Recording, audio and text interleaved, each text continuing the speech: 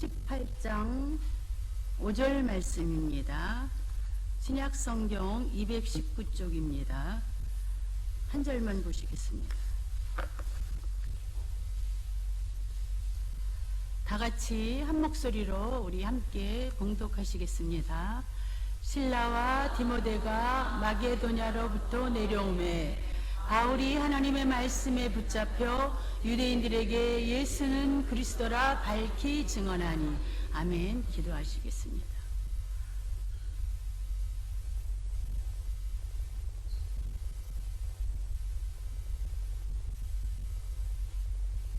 알파와 오메가 되시며 인생들이 하나님을 바로 찾는가를 두루 살피시며 동에서 번쩍 서에서 번쩍 동서남북 가릴 것 없이 무소부재하신 하나님의 능력으로 운행하시고 하나님의 백성들을 살피시는 주님 은혜를 진심으로 감사드립니다. 웬일인가 웬은혜인가 자격과 공로도 없는 저희들이 무엇이간데 이처럼 사랑하셔서 독생자 예수 그리스도를 우리 때문에 완전히 죽음에 내어놓으시고 그 십자가의 사랑으로 사망에서 생명으로 옮기게 하셨을 뿐만이 아니라 영생을 주셨고 영생 복락 누리게 하시려고 이 땅에서도 생명을 연장시켜 주셔서 사명 제대로 감당하게 하시려고 생명을 연장시켜 주신 주님의 은혜 감사해요. 오늘도 이 오후 예배를 하나님 앞에 온전히 올려드리길 원하오니 하나님의 성령으로 운행하여 주시고 성령으로 인도하시고 역사하시고 운행하셔서 우리 모두가 하나님의 말씀과 예배 가운데 심령이 녹아지게 하시고 육신의 모든 자아가 무너지도록 십자가의 능력으로 그렇게 역사하시고 그렇게 은혜 가운데 영광을 홀로 받아 주시옵소서. 이 너무나 못난 죄인이 하나님의 말씀을 거침없이 대언하길 원하오니 나의 혀를 정결하게 씻어주시고 담대함으로 혀의 권세를 통하여서 하나님의 정확무한 복음의 말씀을 증언할 수 있도록 축복하여 주시옵소서. 예배드리는 처음 시간이 오니 마치는 시간까지 주님 홀로 영광을 받아주시고 거듭 간과하기는 성지 순례 중에 있는 담임 목사님 네 분에게 영육간의 아울러 강건하게 하시고 예수님의 발자취를 순례하면서 예수님의 행적을 순례하면서 목양의 기쁨과 목회의 비전이 재충전되는 놀라운 역사가 있게 도와주시옵소서. 감사하며 예수님의 이름으로 기도드립니다. 아멘. 자, 오늘 저는 5절 말씀 이제 한 절 그 중에서 제게 확 꽂히는 말씀이 있었어요. 여러분들도 눈치채셨을 것 같은데 하나님의 말씀에 붙잡혀 이 말씀을 가지고 예수가 중심이 되는 교회, 예수가 중심이 되는 성도라는 제목의 말씀을 전하고자 합니다. 그러기 위해서 먼저 이때 당시의 배경을 한번 간략하게 소개해드리고자 합니다. 사도 바울이 그 고린도 지역에 있게 됐어요. 이때 브리스길라와 아굴라 부부를 만나게 됩니다. 이때 당시에 이들은 로마의 황제인 글라우디오의 그 명을 받고 유대인들이 로마에서 추방당했던 그런 시절이었었어요. 근데 이 추방당했던 그 일행 중에 이 부부가 바울과 함께 동역을 하게 됩니다. 이들은 추방으로 인해서 고린도까지 오게 되었고 브리스길라와 아굴라는 바울을 만나 귀한 동역자의 삶을 살게 됩니다. 여기서 퀴즈에 들어가겠습니다. 브리스길라가 여자일까요? 남자일까요? 속으로 대답해 주세요. 대부분이 헷갈려요. 왜 아굴라와 브리스길라라고 해도 되는데 남편 이름을 먼저 해도 되는데 제가 답을 얘기했죠. 왜 브리스길라와 아굴라라고 하는지. 여러분들 피로를 좀 풀어드리기 위해서 제가 최선의 방법으로 퀴즈 문제를 한 거예요. 자, 제가 사도 바울도 좋아하고 다윗을 첫 번째 좋아하고요. 바울을 좋아하는데 바울도 좋아하지만 다윗보다 사실은 비등하게 좋아하는 사람은 바나바예요. 바나바인데 바울도 좋아하는데 바울을 왜 좋아하게 됐냐면 자비랑 선교사예요. 저희 아들도 자기가 40대 후반에 일반 그 사회생활도 좀 해보고 난 다음에 니카라가로 간다 그랬는데 모르겠어요. 전문인 선교사, 자비랑 평신도 선교사로 가겠다고 그랬거든요. 하나님께서 어떻게 역사하실지 모르지만 저도 사실은 인도네시아로 선교사로 떠나려고 했다가 이 보내는 선교사의 그 사명이 있는 줄 알고 직접 가지 못하고 선교지를 몇 군데 순회하고 결국 이렇게 대흥까지 어찌어찌해서 대흥교회까지 오게 됐는데 오늘 보니까 이 브리스길라와 아굴라는 바울과 같이 텐트를 천막을 짓는 그런 그 부업을 하면서 자비랑을 이렇게 가지고 선교를 했던 것을 볼 수 있습니다. 이 자비랑 선교사를 텐트 메이커라고 부르기도 하는데 텐트 메이커라는 말은 바울이 자신의 직업을 가지고 재정적인 충당을 하며 복음을 전한 것에서 유래되었어요. 자, 그럼 이제 본문에 들어가겠습니다. 주님께서는 계속되는 핍박과 시련 속에 있는 바울에게 직접 나타나셨습니다. 그리스도인들의 삶 속에서 복음의 능력을 나타내는 데에는 체험보다 좋은 것이 없습니다. 오늘 중고등부 설교를 끝나고 교육부 담당 장로님께서 우리 지난주에 성경 퀴즈대회 했는데 그 시상을 제가 부탁드렸는데 오셔서 시상을 해주시고 겉면의 말씀을 해주시라고 했을 때 정말 그 중학교 청년 대학부 시절 성인 그 과정을 짧게 간략하게 뜨겁게 깊게 간증을 해주셨어요. 그런데 그때 이제 제가 말씀드리고 싶은 게 뭐냐면 장로님의 말씀을 듣고 오늘 설교랑 좀 그 연관되는 부분이 있는데 장로님께서 그 이제 청년대학부 임원을 하시면서 기도를 했는데 태풍인가 천둥 번개 치는데 교회 아무도 안 하는데 청년회장이라 장로님 혼자만 오시게 되셨대요. 그래서 그냥 그 15명인가 몇 명의 청년부 회원의 이름을 적어서 일일이 기도하는데 이제 기도에 사로잡히신 거죠. 어떤 권사님이 막 두들기면서 이제 깨우셨대요. 그러면서 한국말이 아니라 이상한 말을 한다고. 그렇게 방언의 역사 보여지는 겉으로 드러나는 체험적인 신앙을 달라고 기도했을 때는 안 주셨는데 중보기도하고 기도에 사로잡히니까 하나님께서 본인도 눈치채지 못할 정도로 이렇게 역사하시고 영적인 체험이 있으셨다는 그런 거. 자, 여러분 성도들의 삶 속에 또 성도가 모여서 공동체의 연합을 이루는 교회에 체험이 많으면 정말 행복한 교회고 행복한 가정이 될 수밖에 없어요. 기독교는 체험의 종교이기 때문에. 네. 자, 바울은 예수님을 만난 체험으로 강력한 복음 전도자가 되었고 아주 지치고 힘들 때마다 친히 주님께서 주시는 위로와 용기의 음성을 들었습니다. 복음 전하는 자에게 있어서 가장 중요한 것은 담대함이에요. 주님은 위축될 수도 있는 사회적인 환경, 생활 속의 환경 속에서도 바울에게 담대함을 갖추라고 외치라고 담대함을 가지고 외치라고 말씀하셨습니다. 주님의 이러한 명령은 바울의 사역을 더욱더 강력하게 했습니다. 여러분, 믿는 자들에게, 믿는 성도들에게 행복한 삶이란 어떤 것이라고 생각하십니까? 저는 아무리 봐도 믿는 자들에게 행복한 삶이라는 것은 예수 안에 거하는 삶이 행복한 삶이라는 것입니다. 이것이 정답인 것 같아요. 이 말은 예수 안에 거하는 삶은 예수가 중심이 되는 삶이라는 것입니다. 오늘 본문으로 이렇게 비유를 하자면 하나님의 말씀에 붙잡혀 사는 삶이 예수 중심으로 사는 삶이라는 것입니다.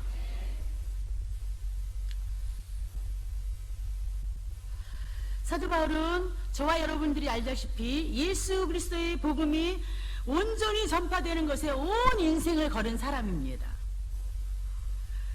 바울처럼 자신의 영혼에서부터 생명과 진실이 흘러나와야지만 복음이 온전히 전파되어질 수 있어요. 말씀 붙잡고 살고자 세상과 싸울 수 있어야 됩니다. 아까 또 장로님께서 우리 엘텐 청소년부들에게 권면해 줬어요. 기독교인은 싸움을 잘해야 된다고 어떤 목사님이 설교 중에 그래서 아니 그리스도인들이 왜 싸워야 되느냐고. 이건 영적 전쟁을 잘 치러야 된다는 걸 말씀하시는 거라고 저는 믿었거든요. 그 말이에요. 영적 전쟁에서 우리는 항상 이기는 싸움이라는 거죠. 이처럼 예수 안에 거하는 예수가 중심되는 삶을 사는 사람들은요, 날마다 영적 전쟁을 치러야 돼요. 하나님의 전신갑주를 가지고 사용해서. 이 세상은 공중잡은 권세와 정세들이 믿는 자들을 현혹시키고 믿는 자들을 넘어뜨리려고 우는 사자처럼 덤벼들고 있는 시대입니다. 이럴 때 우리가 영적으로 깨어서 말씀과 기도로 근신하지 않고 말씀에 붙잡혀서 살지 않으면 말씀이 약하면 다 현혹되고 미혹되고 넘어질 수밖에 없어요. 그리고 영적인 기력이 쇠해지면 육체도 세전해지게 될 수밖에 없습니다. 여러분, 네, 이거는 시간상 제가 넘어가겠습니다.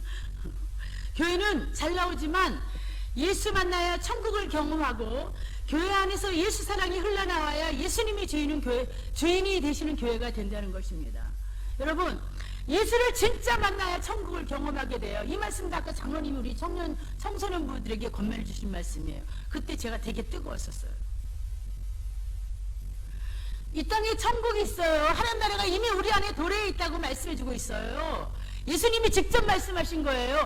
영생 복락로는 저 영원한 하늘나라의 천국에만, 거기만 천국이 있는 거 아니에요. 그거는 후세 천국이에요. 내세 천국이라는 거예요. 우리 안에 이미 하나님 나라가 너희 안에 임하느니란 그 말씀처럼 우린 내면에서부터 이미 천국을 경험해야 돼요. 근데 이 천국은 아무나 경험할 수 없습니다. 예수가 중심이 돼요. 하나님의 말씀대로 산을 뗄 때만 가능하다는 것입니다. 저는 요즘도 제가 전화 신방을 하거나 병원 신방을 하거나 혹은 카톡으로 문자 SNS로 이렇게 신방하고 이렇게 대화할 때 누구라고 안 밝히겠어요. 남녀도 안 밝히겠어요. 왜냐하면 제가 어떤 금요 찬양 예배할 때라든가 설교할 때 예화를 드리거나 우리 성도에 대한 얘기를 하면 나를 적용시키는 게 아니라 벌써 저기 A집사, B건사 그 사람한테 하는 말이구나. 이렇게 막 돌고 돌아서 또 저한테 들어와요. 이건 아니잖아요. 이래서 됩니까, 여러분? 나에게 하는 말씀이라고 들어주셨으면 좋겠어요. 어떤 얘기를 들었냐면 날마다 새벽제단 쌓고 어떤 분은 날마다 큐티 하시고 근데 그분들의 고백을 보면요 기도 응답을 너무 잘 받아. 본인들이 얼마나 느끼는지 모르겠어요. 구원대로 하나님이 응답해 주신 것들을 그냥 저한테 그냥 신앙 고백을 하시는 거예요. 여기 앉아 계신 모든 분 다 그러시죠. 지금 담임 목사님이 안 계시니까 지금 여기 제가 올라와 보니까 아까 오전 예배도 좀 몇몇 분이 더 빠지신 것 같은데 지금 더 많이 빠지신 것 같아요.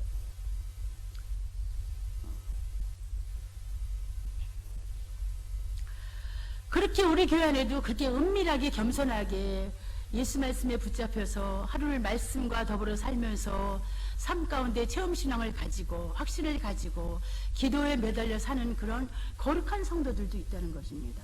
반면에 하나님께는 관심이 없고 어떤 사람의 의상이라든가 누가 헌금을 얼마나 했으며 실제로 있다니까요. 이건 아니잖아요. 이래서 됩니까, 여러분?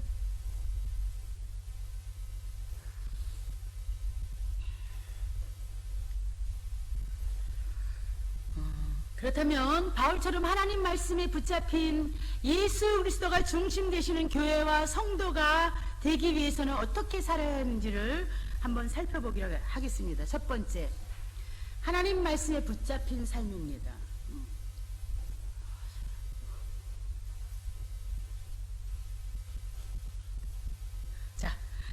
말씀 안에 온전히 거하는 삶.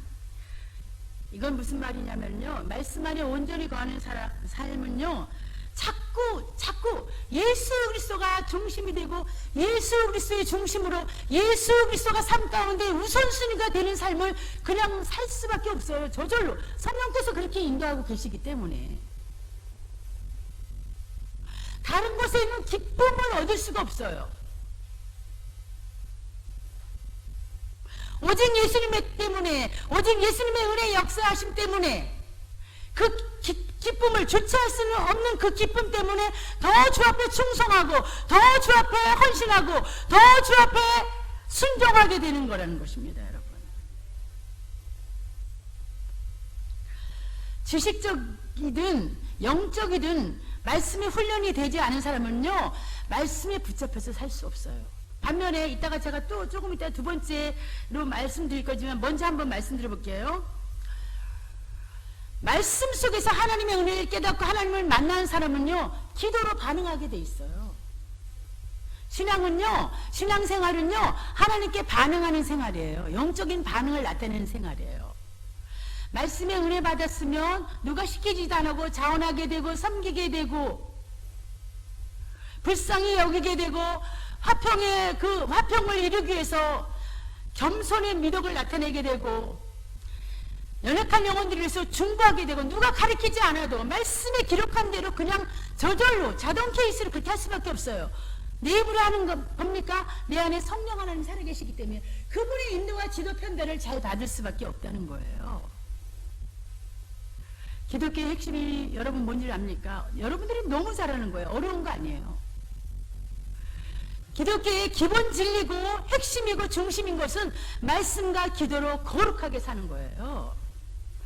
말씀과 기도로 거룩하게 살 때 하나님께 온전한 영광을 돌릴 수가 있어요. 그 사람들이 지나가는 곳, 그 사람이 머무는 곳에는요, 얼굴에 광채가 날 뿐만 아니라 그 앉은 자리에서도 저는 해같이 빛나는 역사가 나타날 거라고 믿습니다. 네. 그런 사람들이 있으면요, 그냥 저절로 그 사람 주위에 몰려들 수밖에 없어요. 왜요? 말씀과 기도로 거룩한 삶을 사는 사람은요, 예수에 관한 일, 예수에 대해서 예수뿐이 전하지 않기 때문입니다. 네. 내 육신의 문제가 1순위가 아니에요. 예수님께 받은 은혜를 나누고 싶어서. 혹시 제 말이 틀리는지 안 틀리는지 흑백 논리가 익숙하신다면 여러분들의 과거 뜨거웠던 시절 한번 생각해 보세요. 반드시 이런 경험들이 있을 거예요. 사랑하는 여러분, 하나님의 사람들이 좋아해야 할 것은 하나님의 말씀이에요. 말씀을 사모할 때 생활 속에서 말씀을 우선순위로 둘 수 있어요. 아무리 목회자가 말씀을 1순위로 두세요, 말씀을 삶의 우선순위로 하나님께 두세요 하더라도 지식으로 끝날 수밖에 없어요. 그런데 내가 66권 하나님의 말씀을 정말 잘 배워야 되겠다고 삶 가운데 습관으로 훈련하고 경건의 훈련을 쌓을 때 그런 사람들은 시편 19편 10절에 있는 말씀처럼 말씀이 송이 꿀보다 더 단 말씀인 것을 저절로 고백하고 간증하게 될 수밖에 없어요. 여러분, 우리가 예수 믿기 어려운 시대가 왔다고 말은 하지만 사실은 그것보다 더 중요하고 아름다운 일은요, 정말 예수께 미쳐서 예수밖에 모르는 사람들이 곳곳에 많이 숨어 있다는 것입니다. 우리 교회도 아마 있을 거라고 저는 생각해요. 어찌하든지 예수밖에 모르는 사람이 되고자 해서 사회생활이나 직장생활이나 가정환경에서 덕이 되고 본이 되기 위해서 자신의 유익보다 하나님의 영광의 유익을 위해서 헌신하고 순종하고 겸손하고 덕이 되기 위해서 양보하고 배려하고 열심으로 직장생활도 열심히 하고 말씀과 기도생활도 열심히 하고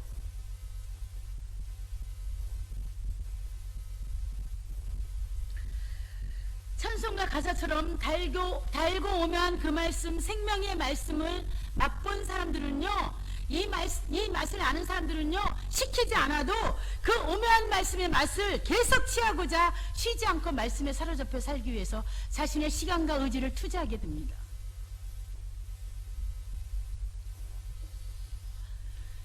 여러분, 복음을 증거하지 않으면 견딜 수 없을 정도로 하나님 사랑하십니까?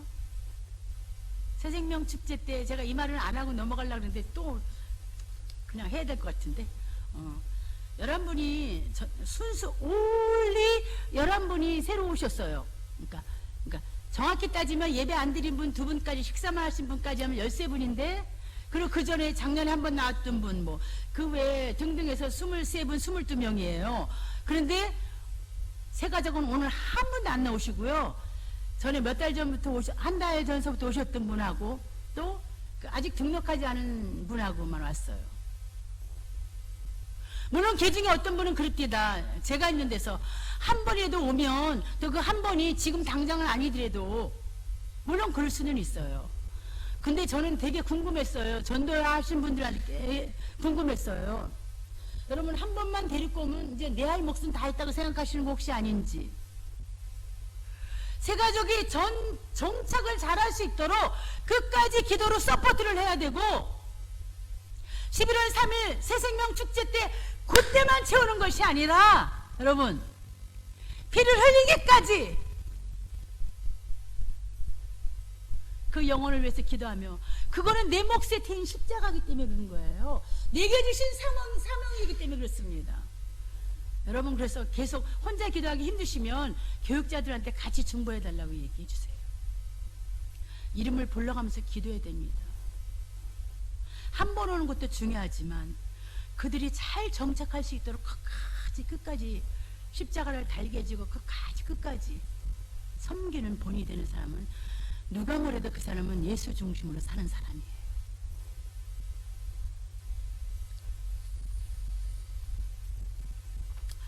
구절 말씀에 하나님께서 바울에게 침묵하지 말고 두려워하지 말고 담대히 복음을 전하라고 하신 말씀이 있어요. 하나님의 안목은 정확하시기 때문입니다. 그 구절에 나타난 그 하나님의 안목은 어떤 안목이냐 하면, 그 성중에 그 영적인 분별력이죠. 그 성중에 내 백성이 많도다 그러셨습니다. 여러분, 새생명 축제 때 새신자 한 번이라도 데리고 오신 분들, 또 그 외에 기도 중이었지만 이번 아니더라도 언젠가는 나올 그 태신자들이 있어서 계속 새생명을 해서 기도하시는 분들은요, 이렇게 예수님처럼 영적인 안목이 있었으면 좋겠습니다. 지속적인 기도로 서포트하고 중보하고 계속 그리스도의 말씀으로 권면하고, 때때로 비용도 발생해야 돼요. 먹을 것도 좀 사다 대접을 해드리고, 그래서 사람의 마음을 얻고 그러면서 예수 그리스도를 증거하면서 하나님의 백성 되게끔 해야 됩니다.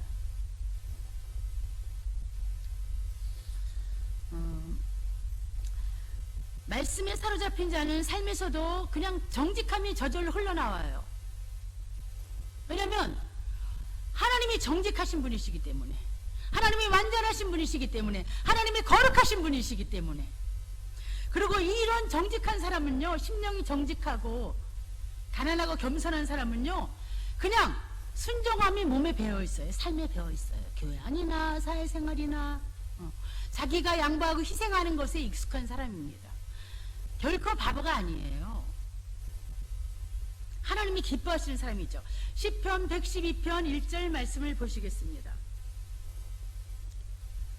성경에 되게 많이 나와 있지만 이것만 보겠습니다.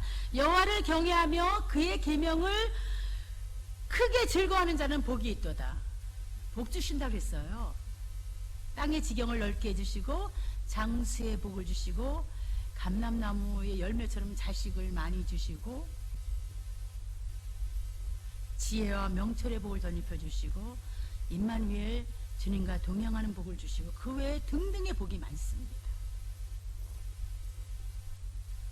우리가 성경을 읽는 가운데 자신을 돌이켜보고 회개하고 새로운 결단을 하고 변화를 받고 기뻐하고 용기를 얻는 까닭은 그 말씀에, 이 말씀 속에 하나님의 전능하신 인격이 다 들어있기 때문에 그렇다는 거예요. 네. 우리가 하나님을 더 사랑하길 원하고 하나님을 더 배우길 원한다면, 정말 예수 잘 믿길 원한다면 말씀 속으로 들어가야 됩니다. 말씀을 붙잡아야 돼요. 말씀을 취해야 됩니다. 말씀을 떠나서는 절대로 안 된다는 거예요, 여러분. 내가 성경을 몇 독 했는데 이거 갖고 되지 않아요.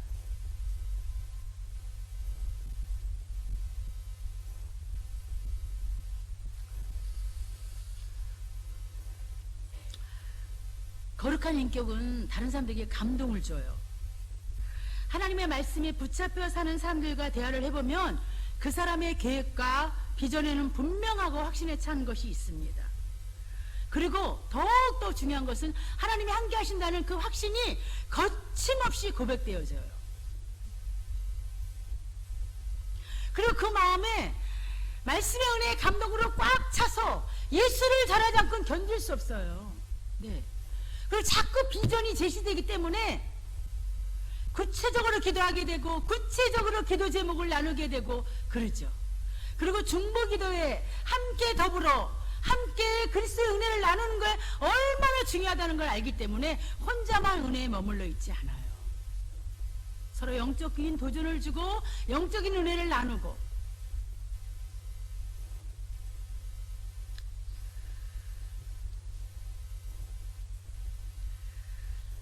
우리 인생에는 여러 만남이 있습니다.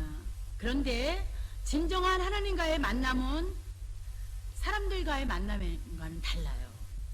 하나님과의 만남에는 분명한 변화가 있습니다.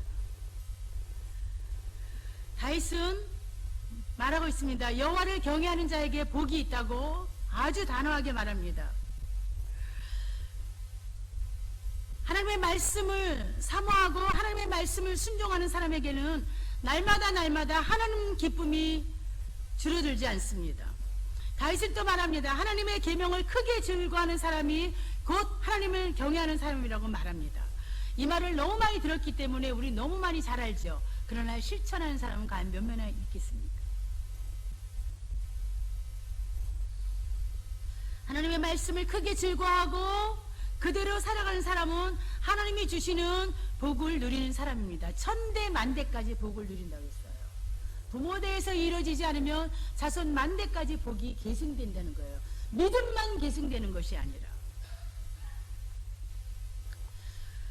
저는 우리 대운 공동체도 말씀이 충만하며 말씀이 살아 능력의 역사와 영적 체험이 많이 풍성히 나타나는 교회와 성도가 되시기를 축복드립니다. 사도 바울은 어떻습니까? 한번 빛에 참여한 후에 주님 곁을 결코 떠난 적이 없습니다. 핍박이 와도 박해와 환란이 와도 죽을 고비를 수없이 넘겨도 오히려 더 담대히 하나님 말씀에 사로잡혀 앞도 뒤도 안 보고 주님만 보고 푯대를 향해 십자가의 길을 향해서 전진만 했습니다. 후퇴가 없었어요. 사도 바울은. 예수 믿고 난 후에 다시 타락의 길로 가지 않고 육체의 모든 불순물을 배설물로 여기고 오직 예수 중심으로 살았던 것을 볼 수 있습니다. 사랑하는 여러분, 우리에게도 말씀이면 충분합니다. 말씀에 사로잡히면 모든 것이 가능하며 감사가 넘치게 되어 있습니다. 우리가 왜 예수 중심으로 살지 못하느냐 하는 것은 말씀이 약하기 때문에 그렇습니다.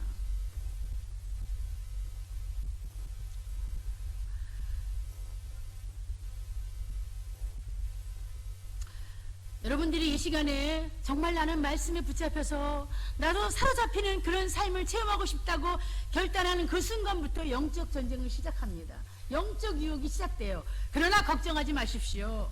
두려워하지 마세요. 하나님은 내 편이시고 저와 우리의 편이시기 때문에 언제나 영적 전쟁은 이미 우리는 이기는 게임이에요. 두 번째, 예수가 중심이 되는 교회와 성도가 되기 위해서는 기도로 사는 삶이어야 됩니다. 제가 아까 말했죠. 기독교의 중심 진리는 말씀과 기도로 거룩해야 된다는 거죠. 아주 기본이지만 굉장히 중요한 거예요. 사실은. 알지만 실천 못하는 사람처럼 어리석은 사람이 없어요. 아는 것만큼 순종하고 아는 것만큼 믿고 충성할 때 그 결과가 풍성해지는 거지, 안다고 해서 그게 다 믿는 거 아니에요. 아는 것은 아는 것으로 끝납니다. 믿음은 달라요, 여러분. 믿음과 아는 것을 착각하지 마시기 바랍니다. 믿음과 아는 것을 착각해서 수십 년 동안, 아니 오늘까지 여러분 냉랭한 가운데 있는 분 안 계십니까 혹시? 9절 말씀에 바울이 얼마나 기도했는지를 볼 수 있습니다. 밤에 주께서 환상 가운데 나타나셨어요. 바울에게 말씀하셨어요. 두려워하지 말고 침묵하지 말고 말하라고.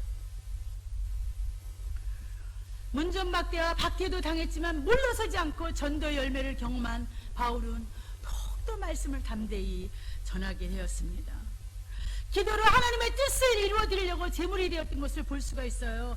여러분, 기도 많이 할 때 긴장해야 됩니다. 여러분, 기도 많이 한다고 높은 마음 갖지 마시고 안심하지 마시고 기도 많이 할수록 영적 공격이 많아져요. 우리가 부흥회라든가 은혜, 집회에서 은혜 받은 다음에 그 후가 중요한 거예요. 은혜 받은 후에 관리가 중요한 거예요. 나도 모르게 교만이 싸고 오게 돼요. 아까 장로님도 간증하셨을 때 어떤 분이 집회에서 그분은 막 은사 체험이 막 나타나고 그랬는데 학생인데 그 순간에 말씀이 약한 상태에서 은사를 받으면요 교만이 와요. 그러니까 선생님에게 목회자들이 머리에다 안 사는 것도 조심스러워하고 사실은 거침없이 해야 되는데 그냥 안 하는 거예요. 그런데 머리에다 손을 얹고 기도하고 그건 아니거든.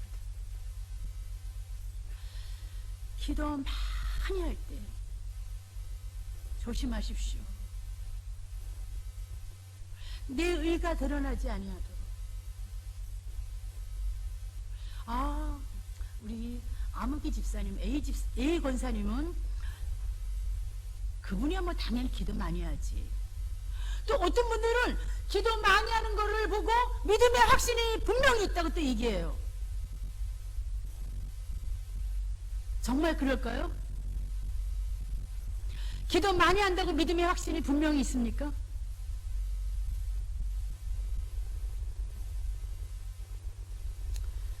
자, 예를 들겠습니다. 조지 휘필드 유명한 분이죠.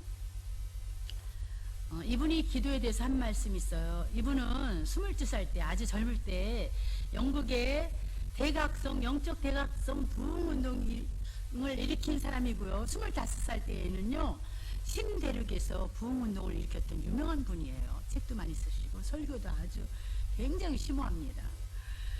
이 조지 휘필드의 그 설교를 듣고 미국인의 80%가 한 번 이상의 설교를 듣고 이분의 설교를 1,000만 명 이상이 회심의 역사가 나타났어요. 그런데 이런 그 아주 신실하고 성령 충만한 설교의 대가이신 조지 휘필드도 특별한 그 내면에는 그 배후에는 영적 갈망이 있었어요. 그럼 이렇게 고백해요. 자, 얼마나 많은 밤들 고통 가운데서 신음하며 몸부림쳤는지 하나님만 아신다는 거예요. 나는 온종일 그리고 며칠이고 바닥에 엎드려 있었고 하나님께서 내게 승리를 주시기까지 나는 그분과 씨름하는 일을 중단하지 않았다. 그 다음에 영국의 캠브리지 대학교에 캠브리지 7인의 서약서를 쓴 사람들이 있어요. 그 중에서 후포와 도르톤이 얘기한 내용을 그 서약서의 내용을 한번 여러분들에게 말씀해 드리겠습니다.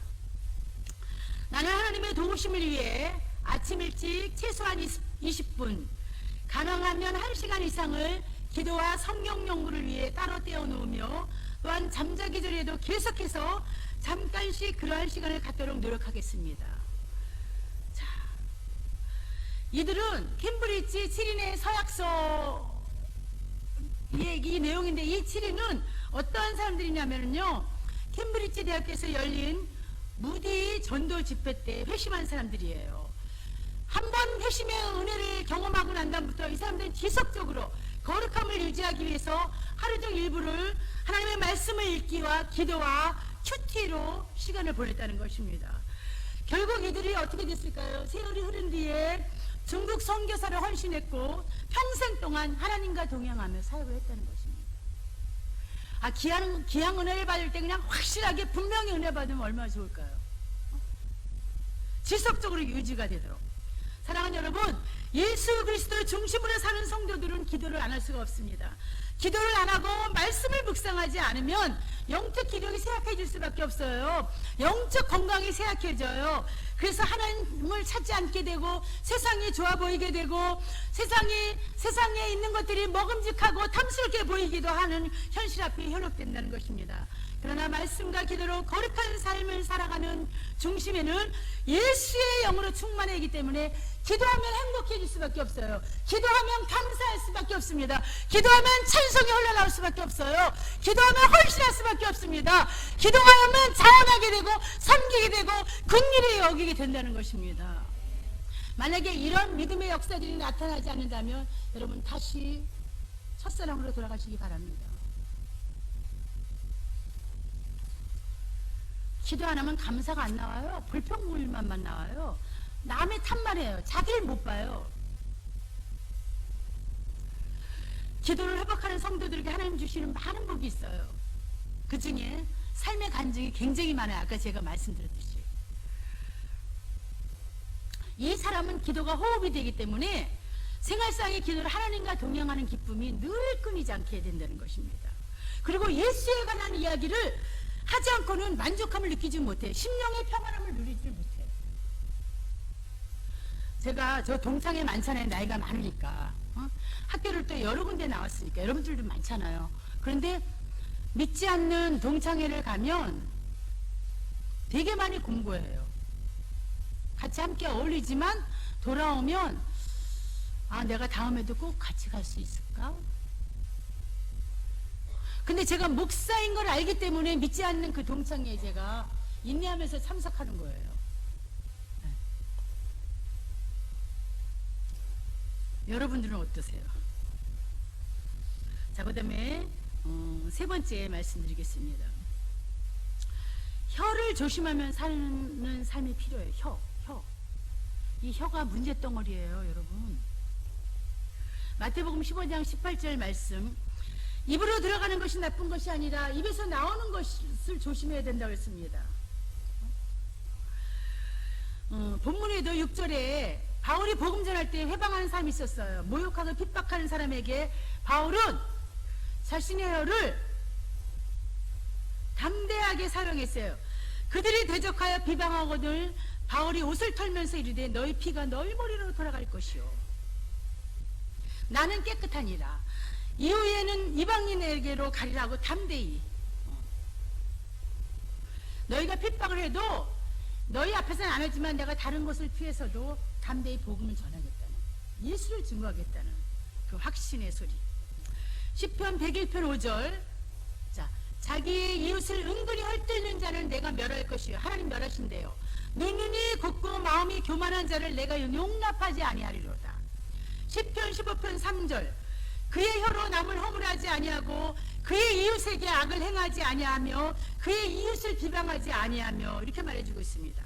잠언 15장 23절. 사람은 그 입의 대답으로 말미암아 기쁨을 얻나니 때에 맞은 말이 얼마나 아름다운고. 또 의인의 마음은 대답할 말을 깊이 생각하여도 악인의 입은 악을 쏟느니라. 그 다음에 잠언 21장 23절. 너무 중요해서 제가 말하는 거예요. 우리 교회 안에도 혀를 함부로 놀려서 연약한 성도들을 힘들게 하는 케이스들도 있어요. 근데 본인은 몰라요.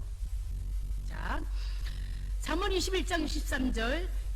입과 혀를 지키는 자는 그 영혼을 환난에서 보존하니라고 이렇게 말해주고 있습니다. 잠언 29장 20절.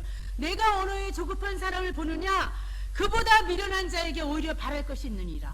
언어가에 조급한 사람, 말이 빠르고 함부로 험담하는 사람은 미련한 사람이라고 성경은 단정 짓고 있습니다.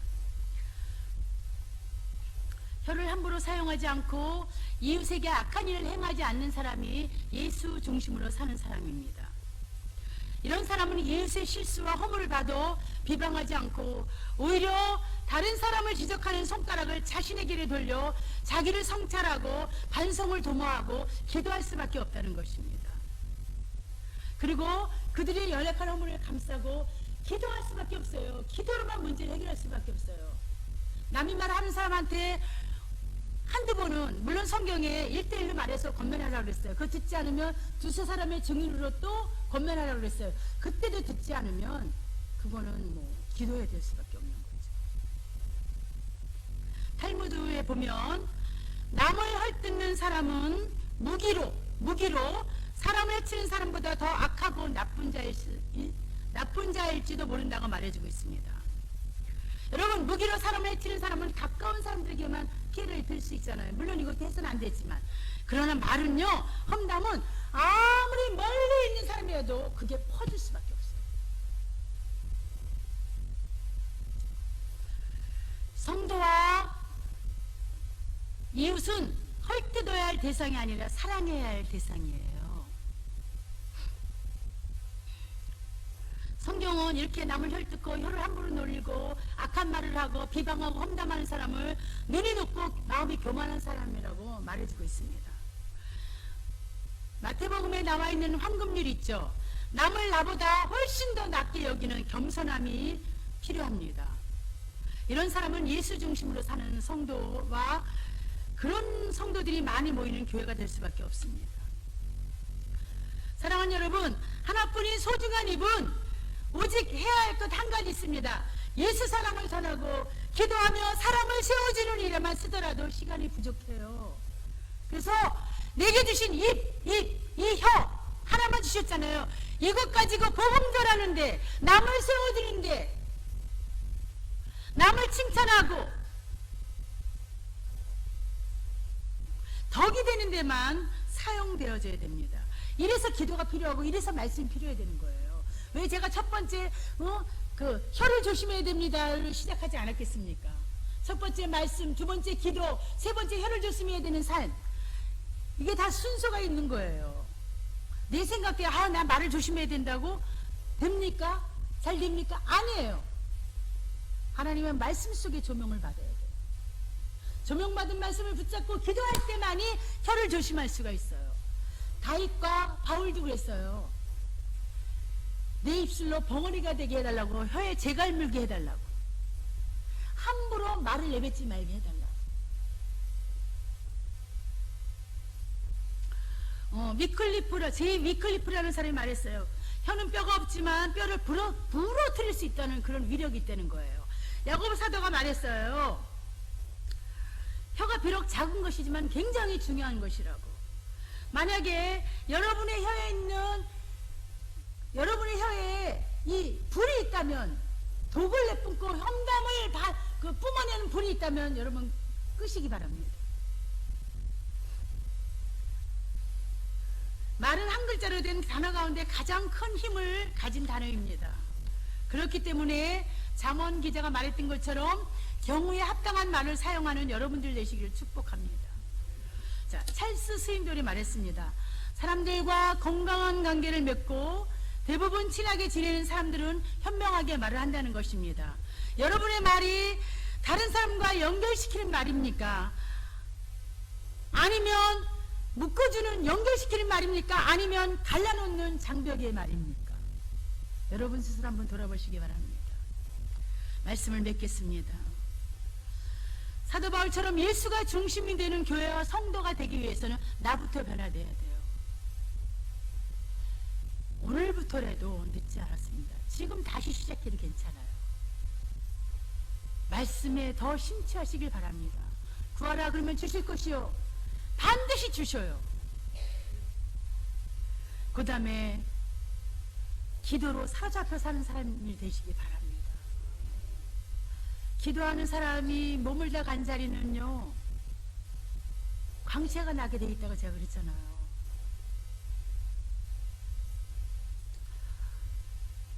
그리고 함부로 말하지 않고 은혜롭고 덕이 되고 정말 영적인 도전을 주고 복음을 제시하는 그런 혀를 사용하는 사람들이 많은 성도와 교회가 되었으면 좋겠습니다.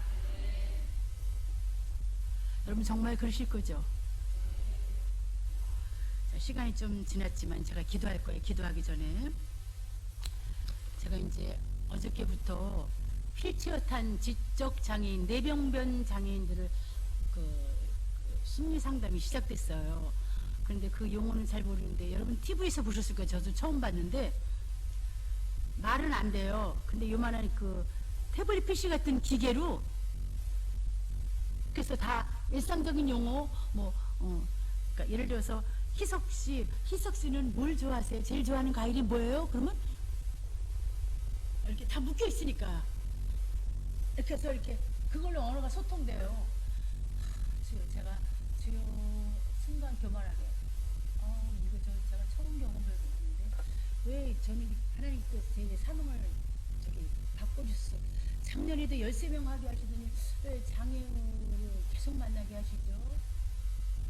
그렇게 제가 반문을 하는 기도하니까 내 마음 평강하지 않아. 그래서 얼른 바꿨어요. 주여 감사합니다. 그러니까 지혜가 떠오르는 거예요. 저도 그 버튼을 누르면 선생님은 딸기를 좋아해요. 그래서 그 딸기 그림의 버튼을 누르면 거기 소리가 나는 거예요. 딸기가 좋아요. 이렇게 소리가 나는 거예요.